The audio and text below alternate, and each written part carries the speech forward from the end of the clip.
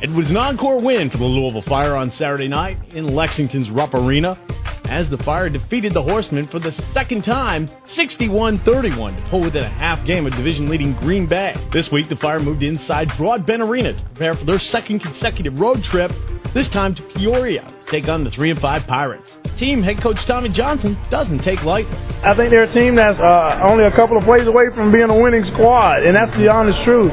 We haven't had success with teams with losing records. That's something that we've got to try to break this weekend in a very hostile environment. They know how to cheer in Peoria. So when we go into Peoria, we have to be very, very focused. We're going to try to occupy the guys' time to keep them focused.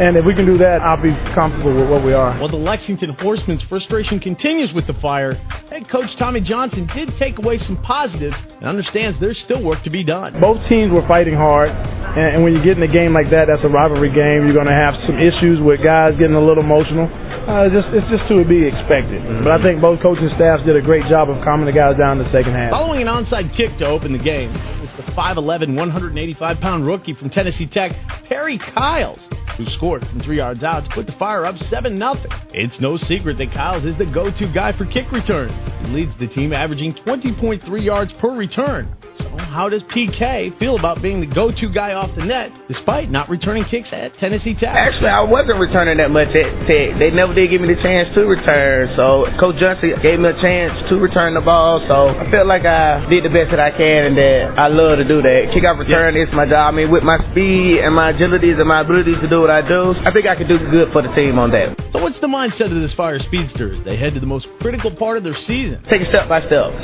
As of now, we're 0-0, trying to go to Peoria to make it 1-0. You know what I'm saying? Win with them would be good, then come back home for a home game against a real good team inside our division. I think we'll do great. Last year, he was the Cincinnati Jungle Cat, but this year, third-year AF2 quarterback Aaron Marshall finding his place for the Louisville Fire. Last week at Lexington, Marshall was a solid 26 for 33 for 264 yards, 4 touchdowns, and no interceptions. So what did Aaron take away from last week's game at Lexington? It was a good game for us. Definitely want to put us at the top of the division versus a very good team also. So it definitely fed our confidence for the team, fed my confidence, let us know that we are capable of doing it because Lexington is a very, very good team. And the difference between playing for Cincinnati last season and Louisville this season? We win here. Last year we didn't really win in Cincinnati. It was the first year of the franchise though. Started off a little slow, but I like the coaching here. I like the city. I love the fans, so I like it a lot. So can the 6'3", 240-pound Youngstown State alum bring an Arena Cup championship to Louisville? Yes, sir. Since losing 2 in a row to Quad City and Tennessee Valley, the Louisville Fire have went an impressive 4-1, going 2-1 on the road. After suffering nearly catastrophic injuries early on, the Fire are healing.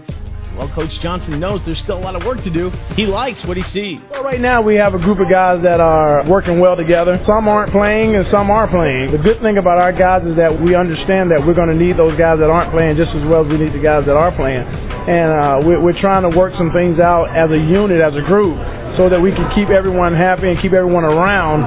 If we can do that, I am pretty confident with what we have. The Fire depart Louisville Friday for Peoria, Illinois, and Carver Arena. A date with the 3-5 Pirates. While clinging to a half-game lead, the division-leading Green Bay Blizzard traveled to Des Moines for a showdown with the 3-6 Iowa Barnstormers, a team they beat 41-18 on May 2nd. A win by both the Fire and the Blizzard set up a titanic showdown next weekend in Freedom Hall, of course, to last year's overtime thriller won by the Fire 39-33. Loss, however, by either team could be devastating. Louisville and Peoria kick things off Saturday night at 8 p.m. in Carver Arena. You can catch all the action live on niftytv.com. I'm Scott Fitzgerald for WHAS.com.